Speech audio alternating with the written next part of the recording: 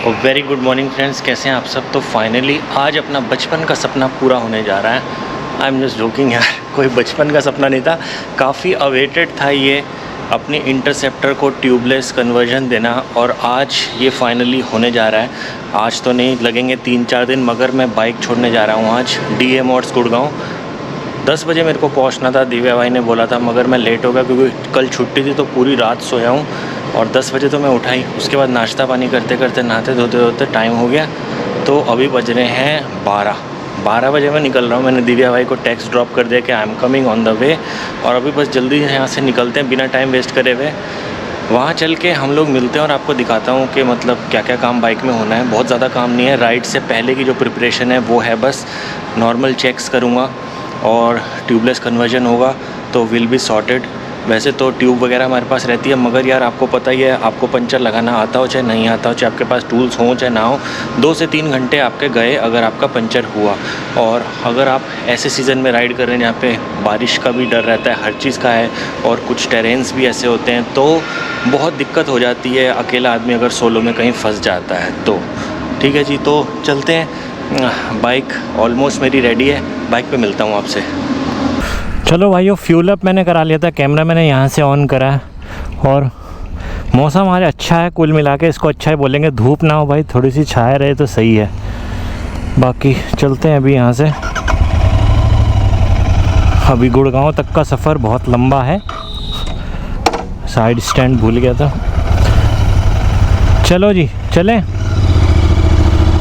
यहाँ से निकालते हैं। और आज बाइक पता नहीं कम से कम 2 महीने बाद ग्रेटर नोएडा के बाहर जा रही है, वरना मेरा यार जाना होता ही नहीं है। मैं सिटी में तो मतलब बाइक को चलाता नहीं हूँ। अभी मेरे को ग्लव्स भी डालने हैं, थोड़ा आगे जाके रखे हुए हैं मैंने सोचा एक बार पेट्रोल डला लूँ, क्योंकि यार उसमें मोबाइल वगैरह से देना होता है ना पैसा, तो फिर से ग्लव्स उतारो पहनो। तो अभी आगे चल के पहनते हैं जैसे हाईवे शुरू होगा। तो बात यह है कि सिटी में तो मैं बाइक चलाता नहीं हूँ, बाइक चलती है अपनी सिर्फ लॉन्ग टूरिंग पे, और कभी संडे राइड पे जाना हो तो वो भी मैं बहुत ही कम जाता हूँ। क्योंकि यार जब आप लॉन्ग टूरिंग करते हो ना तो संडे राइड्स काइंड ऑफ आपको बोर लगने लगती हैं, टू बी वेरी ऑनेस्ट। इसलिए मैं बहुत ही कम जाता हूँ, और जाता भी हूँ तो हद से हद जेवर तक, ताकि जल्दी से वापस आ जाऊँ। वरना जाते हुए तो सही रहता है अगर मैं दूर जाता हूँ, कभी जैसे गुड़गांव साइड कभी गए तो, मगर आते हुए यार बहुत बोरियत फील होती है।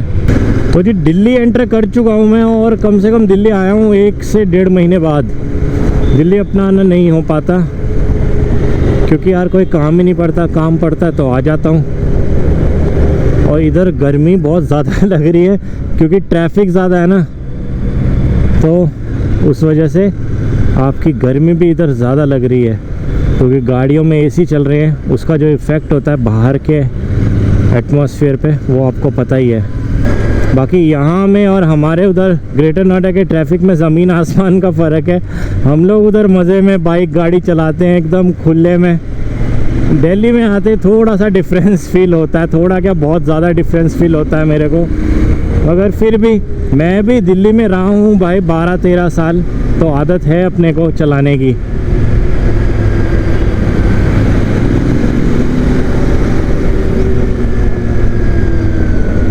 बारिश आने के फुल चांसेस हैं, आज शाम तक तो बारिश आएगी। शायद मेरे वापसी आते वक्त बारिश हो सकती है। अब मेरे को ये देखना है मेरे को आना कैसे है। शायद मैं मेट्रो में आऊँ उधर से, क्योंकि कैब करूँगा, कैब बहुत महंगी पड़ती है यार। गुड़गांव से ग्रेटर नोएडा 1000 रुपये से ऊपर कैब वाला ले लेगा, तो इससे अच्छा मेट्रो में बैठेंगे और सस्ते में काम निपट जाएगा हमारा। फाइनली गुड़गांव के एरिया में मैं एंटर कर चुका हूँ। ये है आपका जो फ्लाईओवर आता है एयरपोर्ट वाला, और देख लो भाई कितना हमें क्रॉस करके निकलना पड़ता है। पहले मैं क्रॉस करता हूँ पूरा ग्रेटर नोएडा, फिर पूरी नोएडा, फिर पूरी दिल्ली, उसके बाद गुड़गांव। तो 2 स्टेट और 1 नेशनल कैपिटल।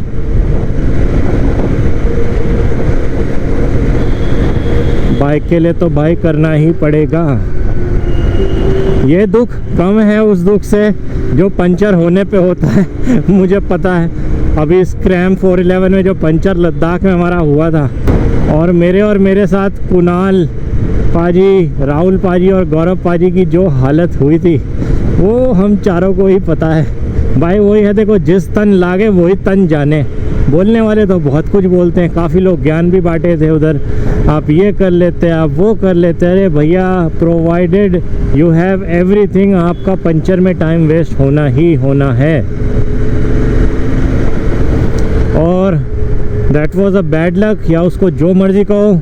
उस दिन छोटी सी राइड थी तो मैं उस दिन अपना लगेज भी नहीं लेके गया, टूल्स भी नहीं। वो मेरी गलती थी, मैं मानता हूँ कि मेरे को टूल्स अपने छोटे बैग में भी रखने चाहिए थे।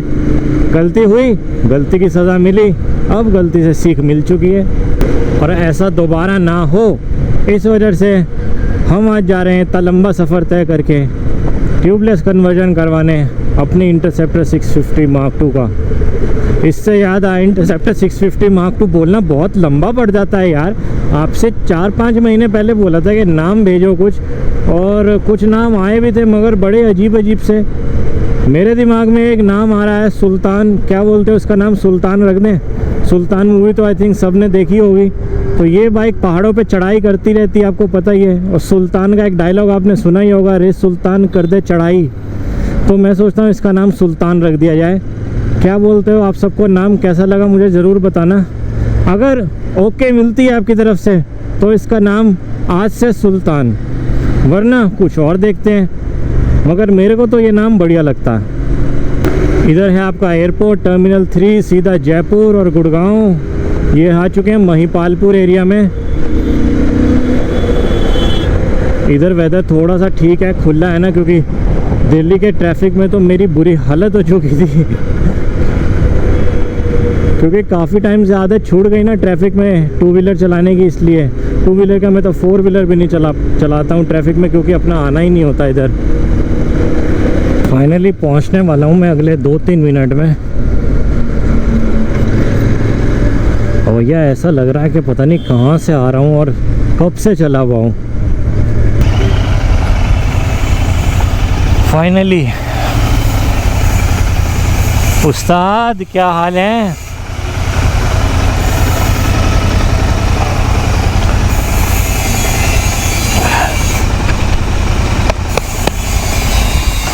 कैसे हो?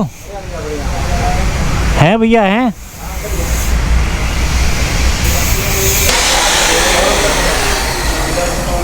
कैसे हो सर? क्या हाल है? और हाय। कैसा रहा सफर? अरे भैया क्या हाल है? बाइक में कोई दिक्कत तो नहीं थी?